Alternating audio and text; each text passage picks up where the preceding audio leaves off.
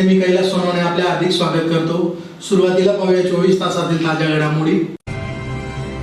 मोहाडी उपनगरातील दलित, आदिवासी व गौंड समाज बांधवांवर अन्याय अत्याचार करणाऱ्यांना तात्काळ हद्दपार करावे या मागणीसाठी मोहाडी उपनगरातून काढण्यात आला मोर्चा। गल्ली नंबर 4 मधील बँक ऑफ महाराष्ट्रसह कटलरी दुकान महापालिकेच्या जप्ती पथकाने केले सील। धुळे जिल्हा परिषद कर्मचारी सहकारी गृहनिर्माण सोसायटीच्या वादाबाबत जिल्हा उपनिबंधकांकडे झाले कामकाज। मनोज जरांगे पाटील यांच्या उपोषणाची दखल घेऊन शासनाने मराठा समाजाच्या मागण्या मान्य करण्याची मागणी। आणि प्रभाग क्रमांक 1 मधील रस्त्याच्या मधोमध स्थित असलेले विजेचे खांब तात्काळ स्थलांतरित करण्याची मागणी।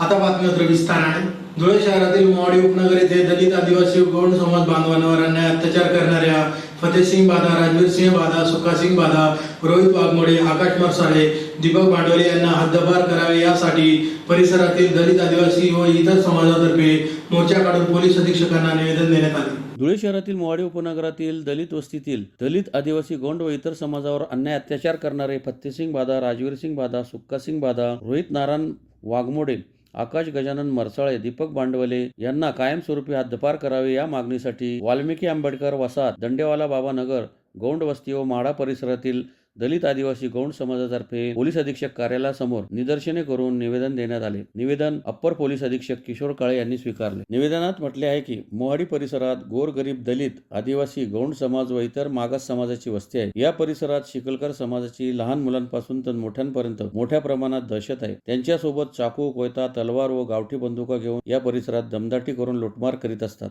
दिनांक 28/1/2025 रोजी रात्री 9 वाजता सुरतून आलेल्या पाहुणा मुलगा राहुल बबलू सिरसाट याला जबरदस्ती थांबून त्याच्या खिशाची झडती घेऊन पैसे काढले व त्याला मारहाण करून त्याच्या डोक्यावर कोयत्याने वार केला व त्याची बहीण अश्विनी आदित्य वाकळे ही त्याच्या मदतीला धावून गेली असता तिच्या गळ्यावर तीक्ष्ण हत्याराने वार करून तिच्या गळ्यातील मंगळसूत्र तोडून घेतले व त्यानंतर देखील त्यांच्या हातात गावठी बंदूक, तलवार, कोयता व तीक्ष्ण हत्यार घेऊन त्या परिसरातील नागरिकांना दमदाटी करीत होते। त्यांच्या घराकडे पोलीस गाडी गेली असता त्यांनी पोलीस गाडीवर दगडफेक करून गाडीच्या काचा फोडल्या। त्यांची दहशत भयानक आहे। तर रात्रीच्या वेळी महिला, मुली, परिसरातील नागरिकांच्या मनात भय व भीती निर्माण झाली। त्यांच्या दहशतीमुळे रानमळा, तिखी या गावातील ग्रामस्थ देखील यायला घाबरतात। तरी या परिसरात एक चौकी व सीसीटीव्ही कॅमेऱ्यांची व्यवस्था करण्यात यावी। तसेच फतेहसिंग बादा, राजवीर सिंग बादा, सुखासिंग बादा, रोहित नारायण वाघमोडे, आकाश गजानन मरसाळे, दीपक भांडवळे यांना व त्यांच्या परिवाराला या परिसरातून कायमस्वरूपी हद्दपार करावे अशी मागणी करण्यात आली आहे। यावेळी प्रमोद सोनवणे, प्रवीण पवार, सुभाष मोरे, पुरुषोत्तम कोकरे, चंद्रकांत मुकुंदे, बाबूलाल आयरे, भूषण वेंदे, आदित्य वाकळे, समाधान बागरे, विकास सूर्यवंशी, समाधान ब्राह्मणे आदी उपस्थित होते। मोहाडी उपनगर येथील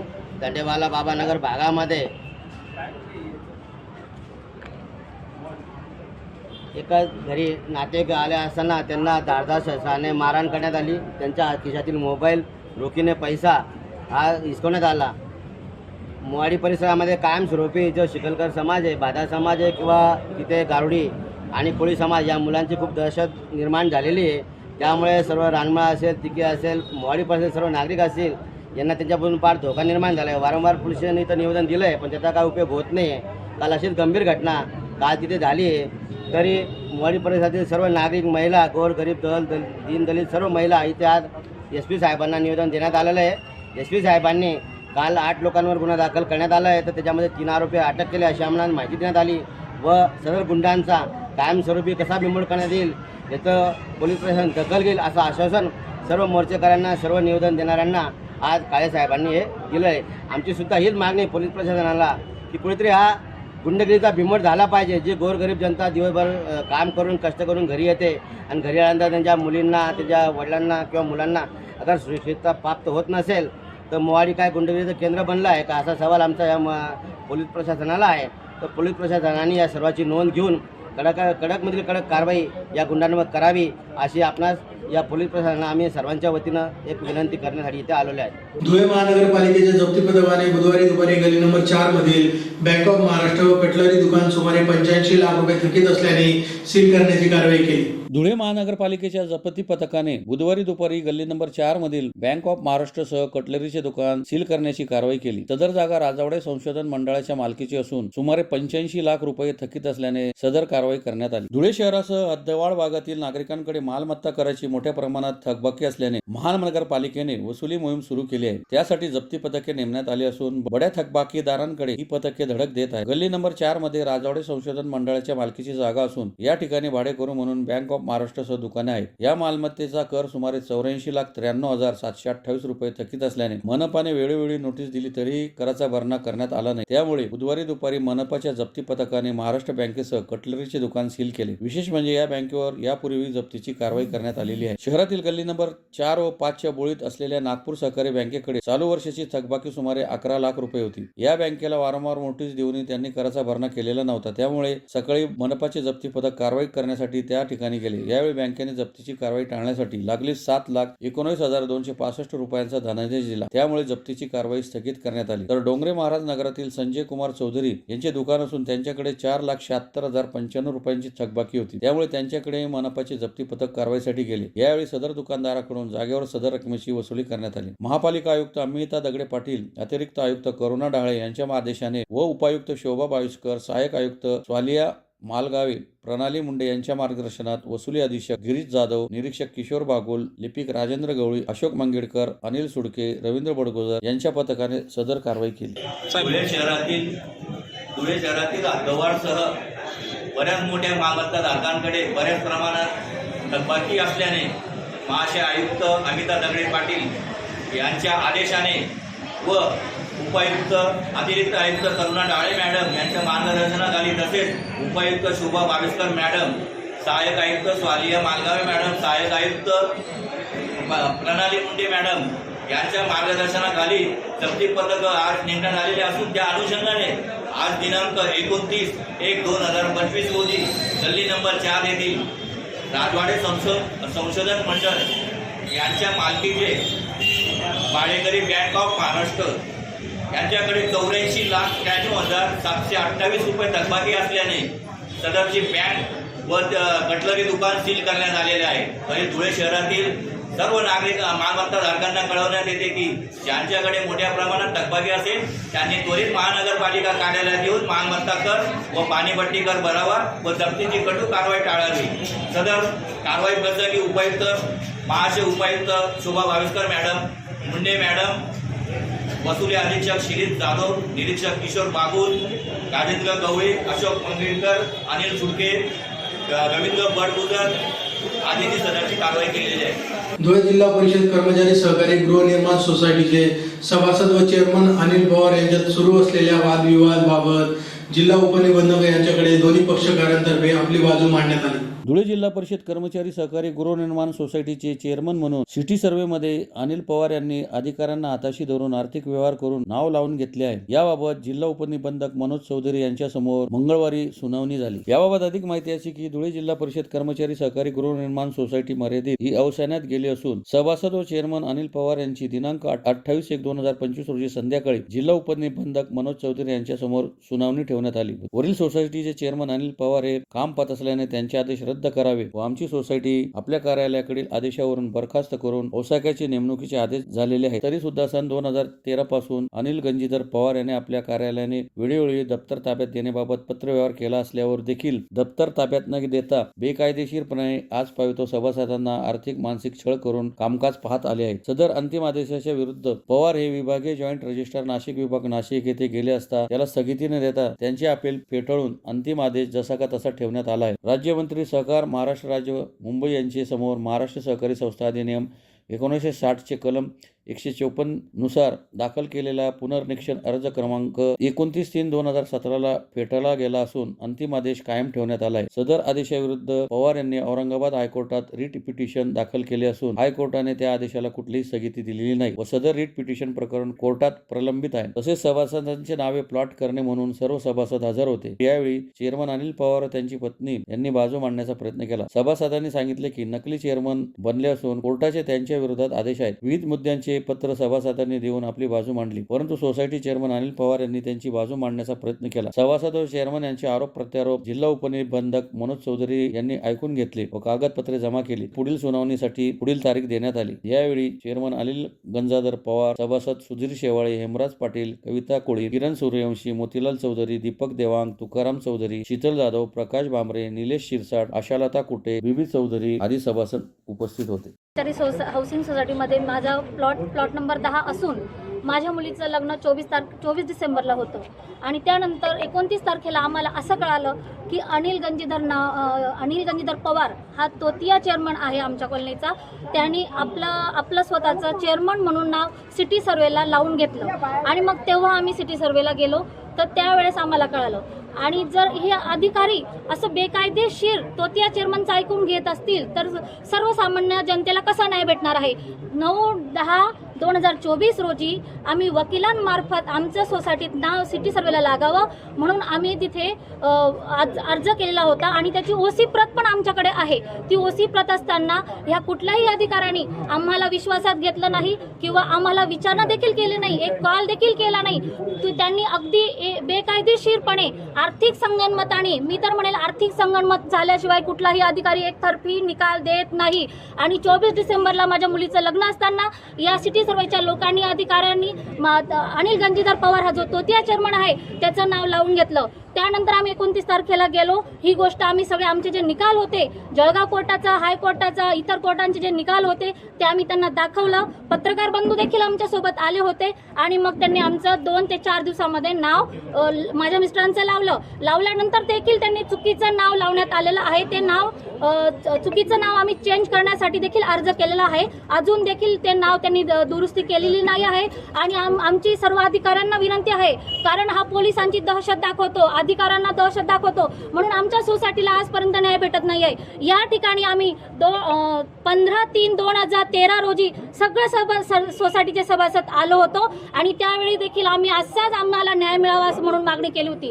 पण सोसायटीला 10 वर्ष व्यावसायिक बसवतात म्हणून त्यांनी व्यावसायिक बसवले. पण आज आम्ही या सर्वजण कंटाळलेलो आहोत. अक्षरशः मानसिक स्थिती बिघडलेली आहे. मी एक शिक्षिका आहे.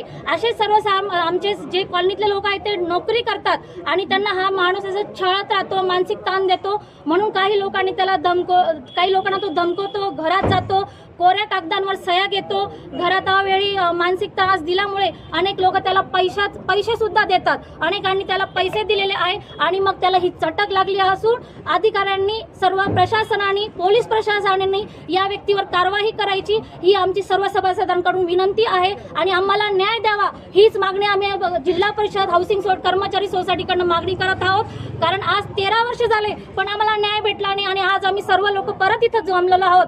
त्यांनी दाखवून द्यावे की तो चेअरमन आहे तर त्याची कमिटी कोण आहे, कमिटीमध्ये संचालक कोण आहे, संचालकमध्ये नावं किती आहे. फक्त त्याची बायको रोशन पवार आणि अनिल गंजीधर पवार हे दोघंच मिळून संपूर्ण सोसायटीला त्रास देत आहेत आणि तोतिया चेअरमन म्हणून हा घोषित झालेला आहे. कोर्टाच्या निकालात लिहिलेला आहे आणि आम्हाला सर्व कोर्टाने निकाल दिल्यावर पण हा खोटे शिक्के बनवून त्रास देत असतो. तर सर्व माझ्या सगळ्या अधिकाऱ्यांना आणि प्रशासनाला विनंती आहे की आम्हाला आज इथं जमलेलो आहोत त्यांनी आम्हाला न्याय द्यावा ही विनंती.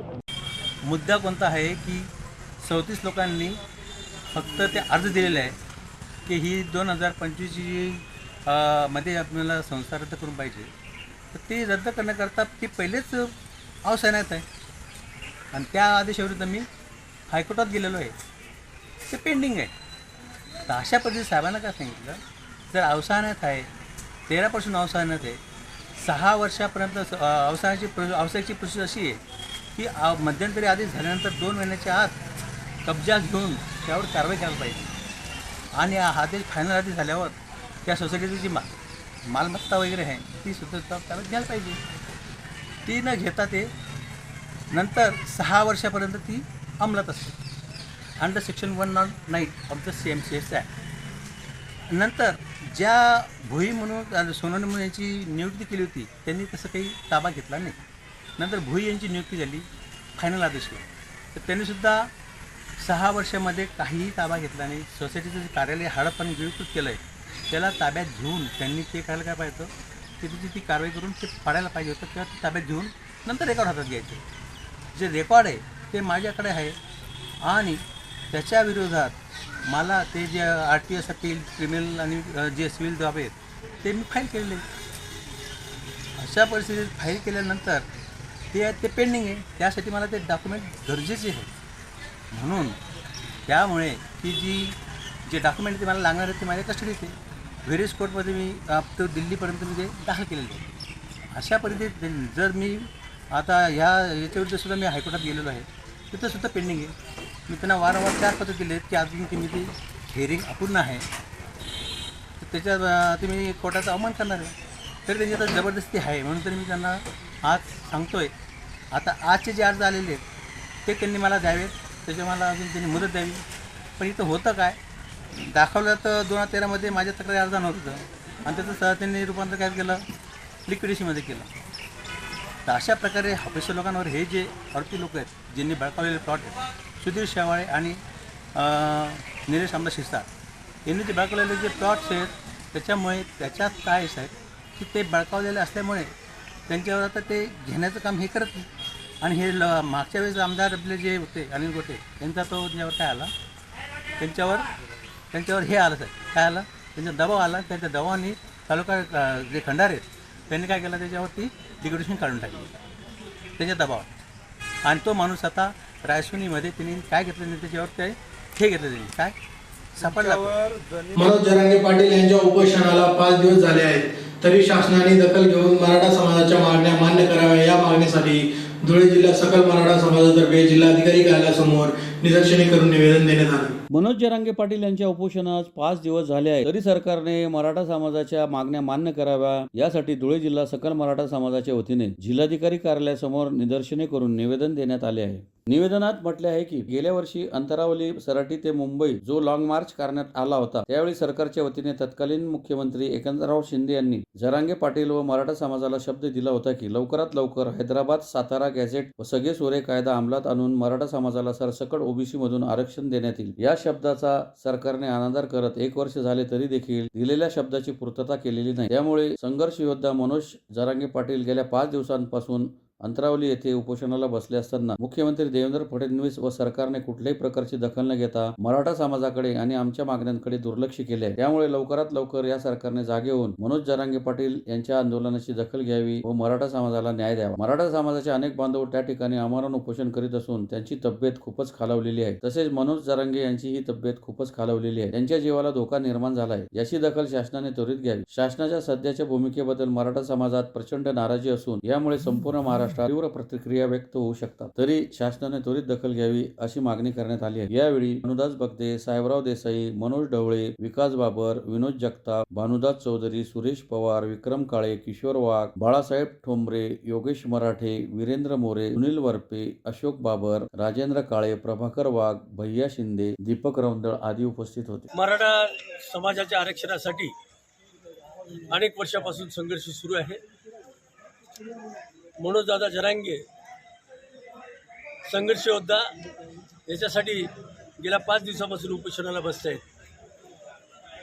अनेकदा उपोषणाला बसून मुंबईच्या प्रचंड महामोर्चानंतर सरकारने शब्द दिला होता की आम्ही आरक्षण देऊ, ओबीसींना आरक्षण देऊ आणि सगळ्या सोयऱ्यांना पण आरक्षण देऊ. परंतु अजून काहीच झालेलं नाही. पोकळ आश्वासने सरकार देत आहे. मराठ्यांमध्ये असंतोष निर्माण झालेला आहे. त्यात मराठवाड्यामध्ये मराठा आणि अदर असा द्वेष पसरण्याचं जोरदार षडयंत्र सुरू आहे. संतोष देशमुखची हत्या त्याच्यातलाच एक भाग आहे. आणि अशा परिस्थितीमध्ये या सरकारने त्वरित आमच्या मागण्या मान्य कराव्या. मनोज दादा जरांगेशी संपर्क साधून त्याच्यावर लवकर तोडगा काढावा आणि मराठ्यांना लवकरात लवकर ओबीसी बंद आरक्षण द्यावं, सगळ्या सोऱ्यांचा GR लवकर काढावा आणि आम्हाला न्याय द्यावा अशी ही सरकारकडे आम्ही प्रथमतः विनंती करतो. आणि त्याबरोबर इशारा देतो की जर लवकरात लवकर तोडगा काढला गेला नाही तर हा वणवा पेटेल. आणि हा वणवा एकदा पेटला, जोपर्यंत आम्ही शांत आहोत तुमचं ठीक आहे. दुर्दैवाने आम्हाला शांततेच्या बाहेर काढू नका. मराठा एकदा चिडले तर इतिहास घडू शकतात आणि याची दखल घेऊन या शासनाने त्वरित मराठ्यांना आरक्षण द्यावं जरांगे पाटील गेले 5 दिवसापासून उपोषणाला बसले आहेत. त्यांची प्रकृती खालावलेली आहे. त्यांच्याबरोबर अनेक समाज बांधव तिथे बसलेले आहेत. सगळ्या महाराष्ट्रातले लोक रोज तिथे जाऊन पाठिंबा देत आहेत. त्यांच्यासोबत उपोषणाला बसत आहेत. या शासनानं त्याची त्वरित दखल घ्यावी आणि आम्हाला न्याय द्यावा, अशा पद्धतीचं आव्हान या धुळे महानगरपालिकेच्या प्रभाग क्रमांक 1 मधील रस्त्याच्या मधोमध स्थित असलेले विजेचे खांब तात्काळ स्थलांतरित करावे अशी मागणी धुळे महानगर युवा सेनेतर्फे वीज वितरण कंपनीच्या मुख्य कार्यकारी अभियंत्यांना निवेदनाद्वारे करण्यात आले. धुळे महानगरपालिकेच्या प्रभाग क्रमांक 1 मधील रस्त्याच्या मधोमध स्थित असलेले विजेचे खांब तात्काळ स्थलांतरित करावे अशी मागणी धुळे शहर युवा सेनेतर्फे वीज वितरण कंपनीचे मुख्य कार्यकारी अभियंता यांना निवेदनाद्वारे करण्यात आली आहे. निवेदनात म्हटले आहे की प्रभाग क्रमांक 1 मध्ये धंदाई कॉलनीतील व वानखेडकर नगर कॉलनीतील मुख्य रस्त्यांच्या मध्ये विजेचे खांब आहेत, तर त्यामुळे नागरिकांना बऱ्याच अडचणींना व गंभीर अपघातांना सामोरे जावे लागते. तदरील होणारे अपघात हे मानव निर्मित नसून वीज वितरणच्या दुर्लक्षितपणाच्या धोरणामुळे होत असल्याचा स्थानिक नागरिकांची भावना आहे. महावितरणच्या अशा भोंगळ कारभारामुळे पुढील काळात अपघातांची संख्या वाढू शकते. वयाला सर्वस्वी जबाबदारी अधिकारी म्हणून आपली आहे, तरी आगामी 2 ते 3 दिवसात आपण आपल्या स्तरावरून तात्काळ या गंभीर समस्येची दखल घेऊन योग्य ती कारवाई करावी, अन्यथा युवा सेना धुळे महानगरच्या वतीने तीव्र स्वरूपाचे आंदोलन छेडण्याचा इशारा देण्यात आला आहे. यावेळी युवा सेना महानगर प्रमुख कल्पेश चव्हाण यांच्यासह युवा सेनेचे पदाधिकारी उपस्थित होते. आज प्रभाग क्रमांक 1 येथील आम्ही दिलीप पाटील यांच्या घरासमोरील विजेचा जो पोल आहे त्या संदर्भात वारंवार अपघात होत असतात तिथे, तर आम्ही महावितरण ऑफिस इथे आम्ही मुख्य कार्यकारी अधिकारी श्री RB जोशी साहेब यांना निवेदन देण्यासंदर्भात आलेलो असताना साहेबांनी आम्हाला उडवडीचे उत्तर दिले व होणाऱ्या ज्या अपघातांची जी संख्या आहे दिवसेंदिवस प्रभाग क्रमांक 1 मधील वाढत चालली, तर त्या संदर्भात आम्ही साहेबांना निवेदन दिले. पण साहेबांना आम्ही किती दिवसात होईल हे काम म्हणून संदर्भात विचारत असताना साहेबांनी आम्हाला सांगितलं की ते 3 आठवड्यात होईल, 3 महिन्यात होईल किंवा ते कधी होईल आम्ही ते सांगू शकत नाही. तर आमचा साहेबांना जो प्रश्न होता की बुवा साहेब, आपण जर एखाद्या गरीब माणसाच्या घरी आपण बिल घ्यायला जाता, तर जेव्हा त्या माणसाच्या खिशात पैसे नसतात तर तो माणूस आपल्याला जेव्हा इतक्या नम्रपणे सांगत असतो की साहेब मी तुम्हाला उद्या पैसे देईल मग किंवा वसुली तुम्ही 2-3 दिवसात यावं आम्ही करून देतो, तर महावितरण कंपनी त्या टायमाला त्या गरीबाला समजून घेत नाही. तर आम्ही आज साहेबांना हा प्रश्न केला की साहेब, आपण वेळोवेळी आमच्याकडून लाईट बिल हे अव्वाच्या सव्वा स्वरूपात आकारतात, तर आम्ही जे मागायला म्हणजे जी मागणी आपल्याकडे घेऊन आलेलो आहे. पुन्हा एक नजर ठळक घडामोडींवर.